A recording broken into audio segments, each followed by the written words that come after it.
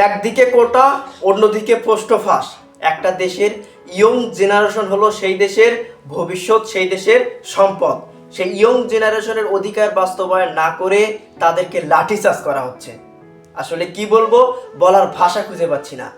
যেখানে BCS BCS আমাদের একটা বিশ্বাসযোগ্য স্থান ছিল, যেখানে কোনো লবিং চলে না, যেখানে কোনো দুর্নীতি চলে না, শুধুমাত্র মেধার উপর ডিপেন্ড করেই একজন বিসিএস ক্যাডার হয়।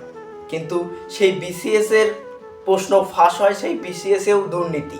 তো তাহলে আমরা যারা সাধারণ শিক্ষার্থী আছি, যারা আমরা নিম্ন মধ্যবিত্ত ফ্যামিলির সন্তান আছি, তাহলে আমরা কই যাব, কি করব? আমরা তো পারবো না এই যে পোস্ট কিনে পড়ে বিসিএস পরীক্ষা দিতে, আমরা তো পারবো না লবিং করতে, আমরা তো পারবো না ঘুষ দিয়ে চাকরি নিতে। তো তাহলে আমরা এই বাংলাদেশের বুকে পড়াশোনা করে কি করব? জ্ঞানী লোকেরা বলে মানুষ শিক্ষা অর্জন করে জ্ঞান অর্জন করার জন্য। কিন্তু ভাই, শুধু জ্ঞান অর্জন করলেই কিন্তু চলবে না। আমরা যারা নিম্ন মধ্যবিত্ত ফ্যামিলির সন্তান আছি, আমাদের শুধু জ্ঞান অর্জন করলেই চলবে না।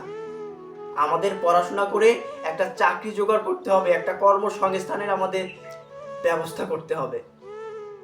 আমাদের বাবা মা এত কষ্ট করে পড়াশোনা করাচ্ছে কি জন্য? যে আমার ছেলেটা প্রতিষ্ঠিত হবে, আমার ছেলেটা বিসিএস ক্যাডার হবে, আমার ছেলেটা একজন সরকারি কর্মকর্তা হবে। কিন্তু সেখানে এরকম লবিং, এরকম দুর্নীতি, এরকম পোস্ট ফাঁস হলে তো আমরা কই যাব?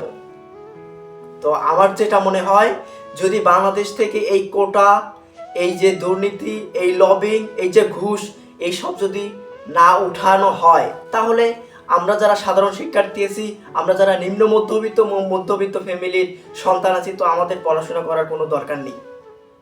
আমাদের বুদ্ধি হওয়া থেকে যে কোনো একটা কাজে নেমে পড়া দরকার। তাহলে আমাদের সংসার চলবে, আমরা সংসার চালাতে পারবো। না ছাড়া আমাদের সংসার চালানোর কোনো উপায় নেই। যে দেশ 30 লক্ষ শহীদের রক্তের বিনিময়ে যে দেশ স্বাধীন হয়েছে, সেই দেশে ছাত্র সমাজ আন্দোলন করতেছে তাদের অধিকার বাস্তবায়ন করার জন্য। তাদের অধিকার বাস্তবায়ন না করে তাদেরকে লাঠিচার্জ করা হচ্ছে।